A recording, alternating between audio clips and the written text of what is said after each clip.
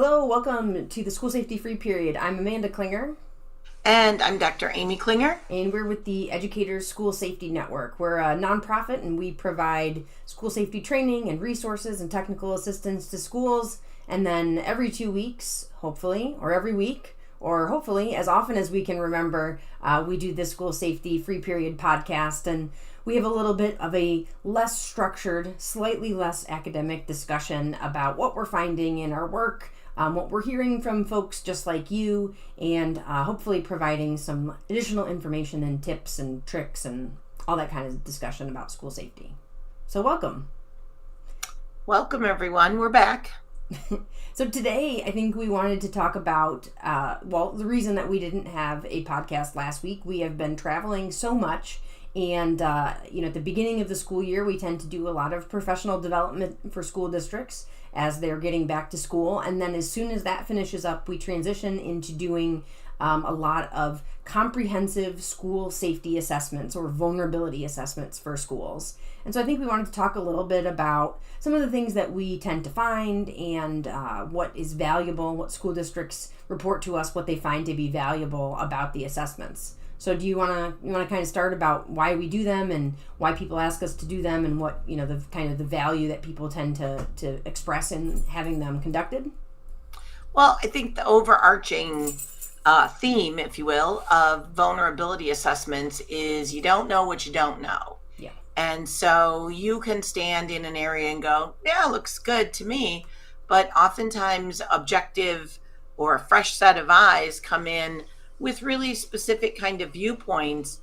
And it really uncovers some very interesting things, not just about your facility, but I think more importantly, about the student experience, about the climate and culture, about the way that people interact in the facility and the way that people use the space. So I think that's really sort of the overarching idea. I think the other thing that's really critical is to change our thinking a little bit away from the idea of a vulnerability assessment or a site survey. Oh, that's where you go jiggle all the doorknobs and see if the doors are locked. I mean, that's a small part of it, but it's not the same thing as what your local police department might come in and do and walk around and go, yeah, this gate's open, or those kind of things.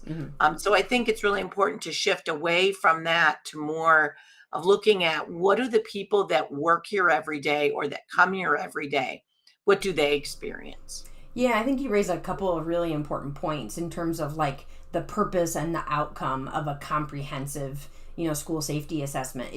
We do look at facilities, and I think having a look at your facilities and how your facilities function is important because, like you said, teachers and school leaders walk by the same thing 40 times a day, every school day of the year, and so you become kind of the joke, about being nose blind to your own home. You become, potentially school safety blind to the things that you walk by all the time. So that's important. But I think what you mentioned about the way that the school is being used and the procedures, the daily operating procedures. And one of the things that we really try to look out for is there a discrepancy between what we say we do, what we have written down, what our policy indicates, or what our leadership thinks happens and what actually happens on a daily basis. And if there is a discrepancy, and of course, this is not people trying to get away with something. This is not anybody being, ill-intentioned. This is just the natural course of things. We set out to have a good habit. We do this in our lives, right? You set out to have a good habit, and then everything else gets in the way. So the safety assessments can be a really good opportunity to look at, is there a discrepancy between what we hope we're doing, what we intend to do, and what actually happens on a daily basis? I think the other thing that we see a lot that is maybe a little more self-reflective people can think about is we look at, are we doing this thing in this school because it's convenient for adults or because it's good for kids? And that's why the wrestling room stands unlocked all day long, because it's more convenient for adults, but it's not necessarily good for kids. And frankly, you can apply that metric to a lot of things of what we're doing academically, interpersonal relationship wise, safety wise. But that's a kind of another overarching theme. I think the big takeaway, though, is when we go to a school and we do a walkthrough and we have the perspective of emergency responders and educators and Mm-hmm. attorneys with liability and all these different perspectives, you really get a picture of some really common themes that you sort of see everywhere in terms of access control, how secured things are, the level of supervision, the way that people engage with visitors, the way that rooms are set up. So all of these different things, not just about, is a door locked. All of these different things give you a much bigger overview of what's going on in the building and what some of the potential vulnerabilities are. And then that focus on climate and culture and the student experience really gives you some valuable insight on what it's like to be a student there every day. Yeah. I think, when we conduct the assessments, we bring a multidisciplinary team, but we're really specific about that it is not to get people in trouble. The assessments are not a gotcha. They're not an audit. It is to have an understanding of what is the case here on a normal, typical day. And that information is not used, to punitive or to point fingers. It's what is, and if that's not where we want to be, how do we get there? And how do we prioritize that work? And how do we prioritize that mitigation? And so, when we conduct the assessments, we bring a whole big team and we're there and we're all over the facilities and we spend a lot of time really examining things. And I think maybe it would be helpful for us to talk a little bit for folks. Maybe you're not in a position to be able to have a complete, comprehensive assessment conducted. And so maybe what are some things that we typically find and we typically see that maybe people could sort of do a self-assessment and think about, if I was looking, really closely in my school, would I observe some of the same things? Yeah. So I'll go first because I have one. I think one of the reasons that when we do the big ones where we bring in our team is we spend a lot of time documenting either through quantitative data or through photographs, documenting what we're finding, because there is always this sort of normalcy bias of, oh, I don't think that we do such a bad job of that. And then when you really start looking at it with fresh eyes, you see those things. And I think that's why, regardless of whether you're doing it yourself, just as a lone individual, you can really kind of look at things and go, oh, wow. One of the things that I would say you should take a look at in your school is trip hazards. We see so many evacuation hazards where you have a classroom and you have 25 book bags and they're all laying on the floor and the cords are going across from the smart board to the projector, and the cubbies or the laptop cart is right up against the door. And you have this kind of perfect storm where maybe in the moment as you're in that space, that's the way it has to be. But if you had to rapidly evacuate that room, you would have a lot of obstacles to a rapid evacuation, not just for an active shooter, but really for anything. And so that's the one that I think we see all the time, that I would suggest you stand in your classroom in the middle of a lesson and freeze and just pause and just take a look around. If we were all running to the exit or moving quickly to the exit right now, what would happen? And I think you would be shocked at what you would see. And I think sometimes the pushback is, well, we manage to leave this room every day because we go to music or we change periods. And that's true. In a normal, everything is fine, everybody can squeeze past. And the question is, what would that look like in a panic? What would that look like in an emergency? What would that look like in a hurry? And have we, put unnecessary hurdles or unnecessary obstacles in our way to be able to be successful in a atypical or scary or panicked situation? That's a great one. I was going to say, you mentioned access control earlier. And when we do assessments and when we conduct those, we look at access control, both sort of the external of people being able to get into the school building. And that's a really good one to look at in terms of, we think we have a single point of entry. In theory, everyone has to go in, but we know the reality is this door is always propped open or people are always letting each other in here because it's so much more convenient. So to look at that part, but we also look at access control within the building. So I'm here, I'm a student, or I'm a visitor, or I'm someone who got in for whatever reason. What are the things that are unsecured and unused? And you mentioned, the wrestling room. We were doing an assessment last week, and there was a door that was supposed to be locked. It had a padlock, like it's supposed to be locked, but it wasn't locked. And so once you got past that, you were able to get into all of these sort of unofficial looking areas that were adjacent to performing arts, and they were really old basement type areas, and you had indications that students are there on occasion. I did my best Sherlock Holmes impression and found a Doritos wrapper with a 2023 expiration date. So that means someone has been there, but yet there was stuff everywhere, and there were fall hazards, and so it's clearly not an official area. People aren't supposed to be there, but people are able to access it. And so that's something that I would be willing to bet that the principal had no idea that people were accessing it. And what does that mean from a accident? Someone goes back there and trips and falls and no one knows to look for them. What does that mean from you mentioned, the climate and culture, the student experience? What does that feel like to a student, that I can climb into these old rooms and no one finds me and no one looks for me? It's as simple as, if it's supposed to be locked, it has to be locked all the time. And so that kind of looking at that, and that's something that would be really easy if we talk about, being nose blind to your own environment. A door that's supposed to be locked, and I walk by and it looks locked, but it's not. And so that's something that that you can have a look at in the things that you walk by all the time. And I presume this is locked, but is it? And do we really have good procedures for that? The one that I would suggest, that's probably a fairly low bar also, is just show up for school a few minutes early and just watch your arrival or your dismissal.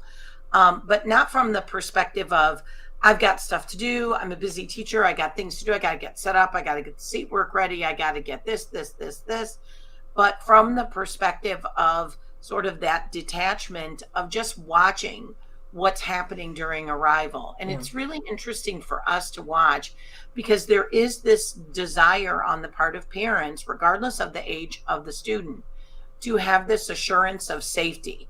So my kid got out of the car. I am either going to sit there until they go into the building, or I'm going to sit there until I see a handoff, as in the sense, I see somebody official. I see someone that's going to make sure my kid gets in there.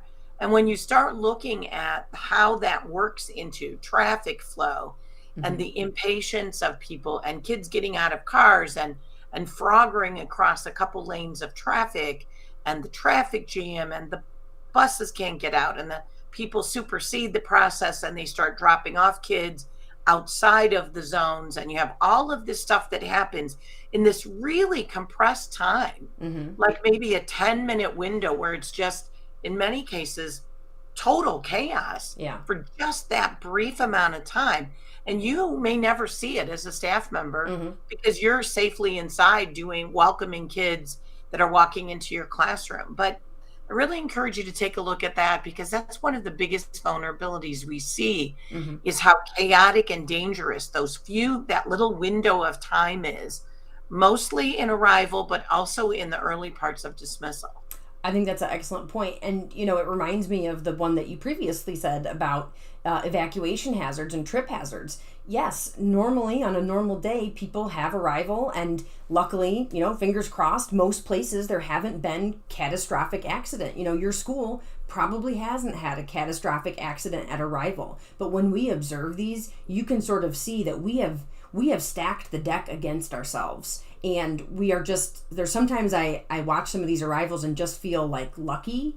Like I just feel lucky and grateful that something bad, large or small, I mean, even a small thing, we feel lucky that something bad hasn't happened. And so what does it look like to sort of unstack the deck against us, I guess, to sort of extend that because metaphor? Arrival and dismissal is sort of the place where I think that you're rolling the dice the most, where you're sort of, you're allowing things to just sort of happen with where people are really very oblivious to what's happening. And then you mix in one particular factor. It's a little bit icy, or it's dark, or Foggy. Somebody Yeah. unfamiliar is dropping off a kid and they're driving the wrong way. So you put all of these different things into play, and it really becomes, like you said, kind of a crapshoot in terms of how is this going to go. You're talking about it from a traffic control and the safety of students issue.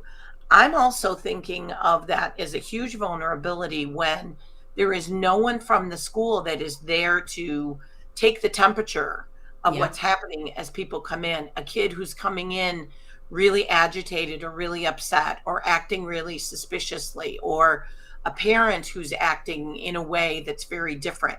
Yeah. When there's nobody there to sort of pre-screen, if you will, or take a look at the way that people are approaching the building as they're coming in, you're missing a valuable opportunity to diffuse or to intervene in something, and you're allowing it to get into the building and really potentially become a big vulnerability. Yeah. So if you head to the website, we have a lot of resources. We have a lot of information about comprehensive school safety assessments. We have a couple of resources of talking about what makes a good vulnerability assessment. We have some information about that. I think a good first step is to just sort of, like you recommended, of come a couple minutes early and try to look with the fresh set of eyes. Or, when you're the next time you walk an errand that you do, to go, I think that door is supposed to be locked. Is it really? Or that your exterior door is supposed to shut automatically with the hydraulic closer. If I push it open, does it really shut all the way, or does it not exactly latch? So even some of those really small, micro assessments can be really valuable, and you'll start to see more of the world around you, I guess. You'll start to look at stuff with a little bit of a fresh set of eyes yourself. If you have any questions or anything that we can do to help, the website is www.eschoolsafety.org, and the email address is info@eschoolsafety.org. You started to say something. Go ahead.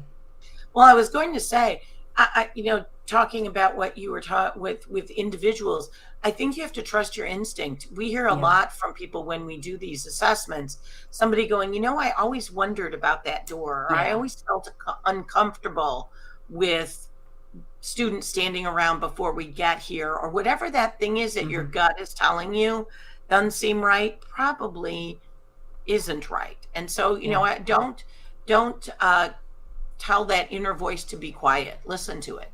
Yeah, and I think that's an excellent point. And one kind of final thought, when we do conduct these assessments, we provide mitigation recommendations. And sometimes there's a thing that we don't feel great about, but it is the best of all possible options. And that's okay. But oftentimes we find stuff, and why is it like that? Well, it's like that because that's how we've always kind of done it, and we've never really examined it and looked at it.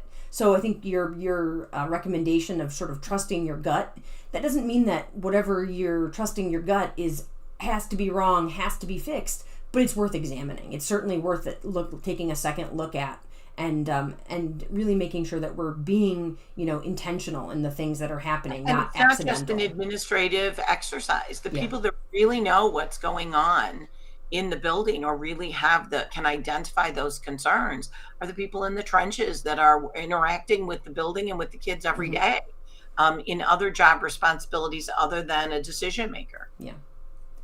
Well, do you have anything else to add, or I don't know if you had anything funny and irreverent to say today. I feel like this was very serious. One time we found chickens in a building, I recall. There you go. We should talk about our best finds. Yeah, the chickens were good in a VOAG space, which, But they were loose. My understanding is one of our evaluators opened the door and there were chickens, not in cages, not in coops, just tooling about. We're running the VOAG department. Yeah. So that was one that you don't expect. I don't know that I have a best one, other than I just think that, when we do these, it's so interesting to see, the way that people interact with the environment and what kids experience. And mine is not funny, but mine, I think, is some really great advice that I don't remember where I read it somewhere, but it was outside of a school. But essentially the idea was to to put yourself in the shoes of the people you're trying to serve and see what their experience is like. So if you followed a kid around all day long in your building and you sat next to them, what would your experience be like? What would you see? What would you look around and look at this overwhelming amount of stuff, which maybe we'll talk about in another podcast, or this thing that doesn't work, or this area that feels unsafe, or whatever that might be. So I think that's probably the big takeaway is like what does the third grader see all day, or what does that freshman feel like all day? Yeah. That's a great takeaway. Well, I think you're correct. I think this is something we should revisit because there's a lot to unpack here in the things that we observe and what we hear from folks, what they observe in their own buildings when they're trying to have a look at this stuff. So I think this is definitely one for us to revisit. If you have questions, if you go back into your own building and you have a look and something jumps out at you, you can always shoot us an email, info@eschoolsafety.org. And like I said, there's lots of information and resources and information about comprehensive school safety assessments, vulnerability assessments on the website, www.eschoolsafety.org. So I guess until next time, thanks.